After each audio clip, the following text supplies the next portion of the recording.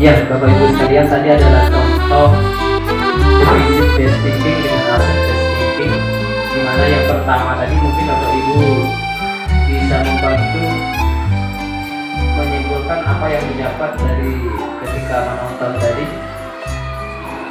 Bisa Pak Eko?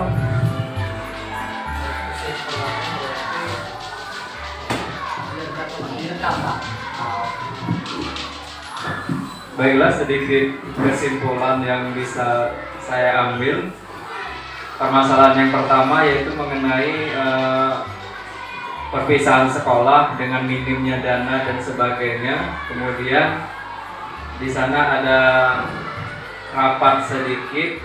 Kemudian para guru-guru juga memberikan saran dan solusi bagaimana perpisahan itu tidak menggunakan dana yang berasal dari sekolah, tapi tetap akan dijalankan dengan baik dengan melibatkan siswa dan wali murid.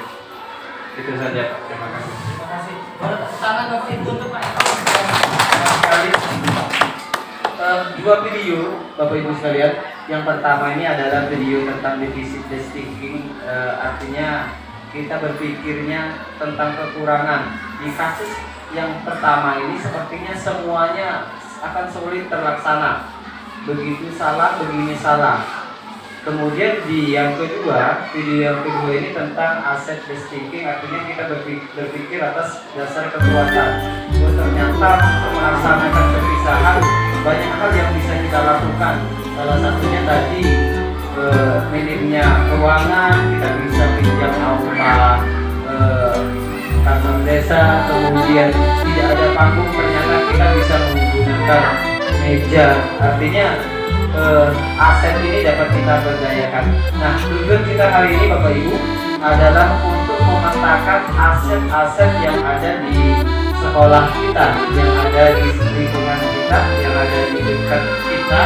Aset ini akan membantu kita dalam menunjang kegiatan-kegiatan yang akan kita lakukan di sekolah. Secara umum Bapak Ibu sekalian, ini sekali lagi bukan menggurui, tapi ini apa yang saya dapatkan di pendidikan guru muda agar bisa menjadi praktek baik, agar bisa menjadi saling berbagi ilmu. Jadi secara umum ada 7 aset modal ya. Yang pertama itu modal manusia, yang kedua itu modal sosial, yang ketiga modal politik, kemudian yang keempat modal sosial agama, kemudian yang kelima ada modal fisik, kemudian yang keenam adalah modal lingkungan, kemudian yang ketujuh adalah modal finansial. Modal manusia ini adalah orang-orang Bapak Ibu termasuk kita yang ada di SD Negeri 3 Sumatera Utara, termasuk kepala desa dan sebagainya. Kemudian modal sosial ini adalah bentuk interaksi. Kemudian kalau modal politik ini adalah kebijakan-kebijakan yang ada di Kabupaten Kota Hilir atau di desa kita. Kalau modal budaya ini adalah bentuk budaya-budaya yang sering kita lakukan di lingkungan di sekitar SD Negeri 3 Sumatera Utara. Kemudian kalau modal fisik ini adalah gedung-gedung kita yang kita punyai Bapak Ibu sekalian ya. Kemudian modal lingkungan adalah kondisi alam kita. Kemudian modal finansial tentunya tentang keuangan. Nah ini Bapak Ibu, karena metode kita diskusi, jadi ini adalah modal manusia yang telah saya catat. Namun boleh kita tambah atau kita kurangi apa yang menurut Bapak Ibu perlu untuk ditambah untuk dikurangi, langsung saja berbicara, tidak apa-apa Bapak Ibu ya. Ini modal manusia, ada kepala sekolah ya, yang juga sempat hadir, terima kasih Bu Mawati. Kemudian ada Pak Umuri, ini pengawas sekolah. Kemudian ada guru kita semua Bapak Ibu sekalian. Kemudian saya buat juga ada tenaga administrasi sekolah TU ya, sempat hadir juga, terima kasih.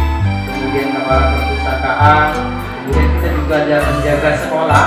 Kemudian kita juga ada orang tua atau wali peserta didik. Kemudian peserta didik kita juga aset kita Bapak Ibu sekalian. Kita kita juga ada mahasiswa. Di Tepira ini pasti ada mahasiswa seperti yang Ibu sering ya. Kemudian kita ada tokoh agama, tokoh masyarakat, kemudian ada juga kepala desa, kemudian ada juga anggota DPRD Dapil 2 Kabupaten Kota Gilir yang ada di Airitan. Kemudian kita ada juga kepala Puskesmas Tepirai, kemudian Kapolsek Kota Utara yang dekat sebenarnya. Kemudian ada kita juga punya alumni SD Negeri 3 Kota Utara. Mungkin ada lagi modal manusia yang perlu kita tambahkan Bapak Ibu sekalian, bisa langsung berbicara karena metode kita metode diskusi hari ini. Sekali lagi modal manusia ini adalah orang-orang yang mempunyai tujuan dan mempunyai kepentingan yang sama dengan orang-orang yang menurut kita bisa diajak kerjasama dan bisa kita berdayakan dalam menunjang kegiatan pembelajaran yang ada di desa Tepirai ini, khususnya yang ada untuk kegiatan pembelajaran di SD Negeri 3 Pematang Utara. Boleh dicermati Bapak Ibu, kalau ada yang pengen ditambahkan silakan ditambahkan, akan saya ketikkan. Kalau cukup, tidak boleh cukup sebenarnya. Mungkin ada yang belum saya tambahkan. Camat. Nah ya benar, camat ya, camat Penukal. Kecamatan Penukal Utara. Penukal Utara.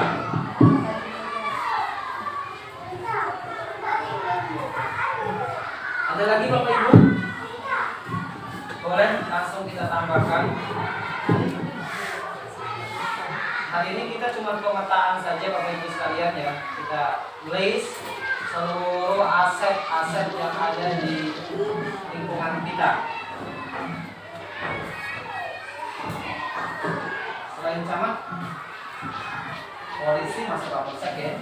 Ada Babinsa, nah benar.